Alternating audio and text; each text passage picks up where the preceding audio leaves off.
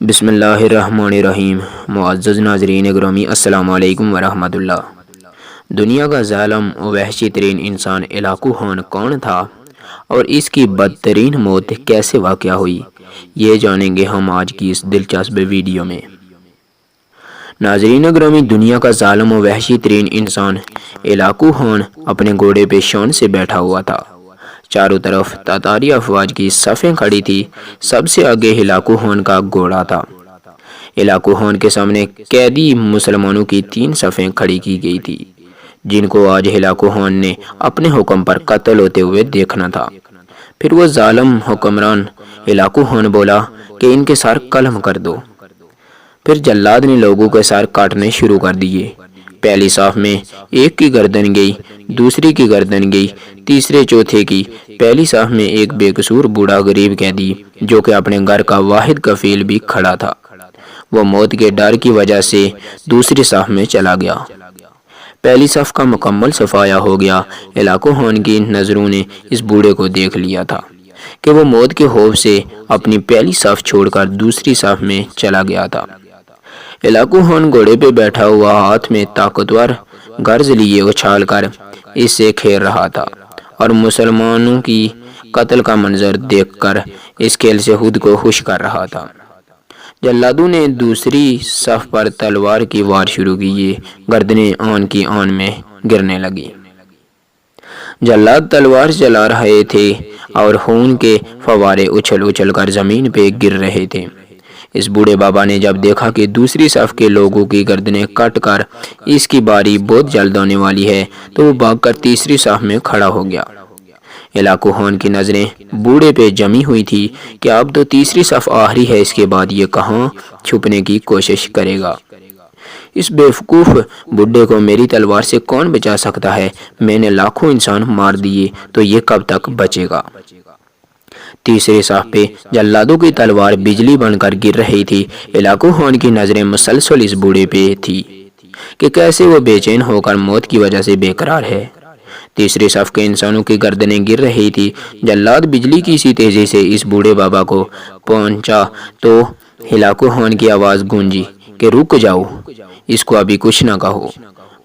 اور Hulagu Khan بولا، بابا بتا، پہلی صف سے تو دوسری صف میں بھاگ آیا، جب وہ ختم ہوئی تو تیسری صف میں بھاگ آیا۔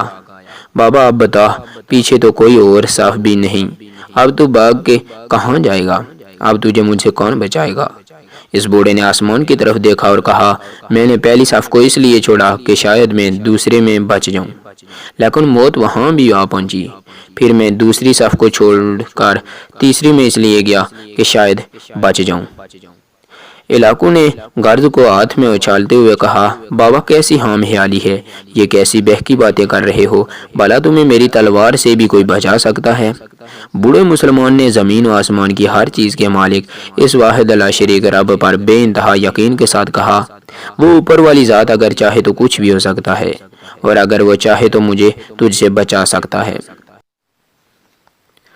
کیسے بچا سکتا ہے؟ ہلاکو خان نے اتنے تکبر میں آ کر کہا کہ اس کے ہاتھ سے گرز گر پڑا۔ ہلاکو خان چابک دست، ہوشیار جنگجو اور چلاک انسان تھا۔ ہلاکو خان گھوڑے کے اوپر بیٹھے بیٹھے گرے ہوئے گرز کو اٹھانے کے لیے خود کو جھکایا کہ زمین پہ گرنے سے پہلے وہ اسے ہوا میں ہی پکڑ لے۔ اسی کوشش میں ہلاکو خان کا ایک پاؤں رکاب سے نکلا اور وہ اپنے گھوڑے سے نیچے آ پڑا، جبکہ دوسرا پاؤں رکاب میں ہی پھنس کر رہ گیا۔ ہلاکو خان کا گھوڑا اتنا ڈر گیا کہ بھاگ نکلا۔ ہلاکو نے خود کو بچانے کی بڑی کوششیں کی، لشکر بھی حرکت میں آ گیا، لیکن گھوڑا اتنا طاقتور تھا کہ کسی کے قابو میں نہ آیا۔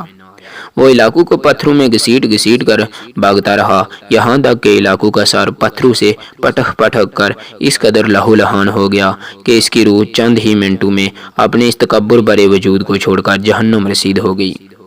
لشکر نے جب بے انتہا کوششوں کے بعد ہلاکو خان کے طاقتور گھوڑے کو قابو کیا تو اس وقت تک اس کا سر برے طریقے سے کچلا جا چکا تھا۔ ہلاکو خان کا لشکر اس بوڑھے بزرگ سے اتنا خوف زدہ ہو گیا کہ لشکر نے اسے جان بوجھ کر نظر انداز کر دیا اور وہ بابا بڑے آرام و سکون سے پیدل ہی اپنے گھر کی طرف چل پڑا۔ مظلوم کی آواز سے ڈرو، کیونکہ جب وہ اللہ سے رجوع کرتا ہے تو قبولیت بہت دور سے اس کا استقبال کرنے آتی ہے۔ ناظرین گرامی، ویڈیو کے آخر میں آپ سب دیکھنے اور سننے والوں سے گزارش کرتا چلوں کہ مزید اسی طرح کی ویڈیوز دیکھنے کے لیے میرے اس چینل کو سبسکرائب کر کے ساتھ میں لگا گھنٹی کا بٹن دبا دیں تاکہ آپ میری ہر ویڈیو سے باخبر رہ سکیں۔ شکریہ، جزاک اللہ خیرہ۔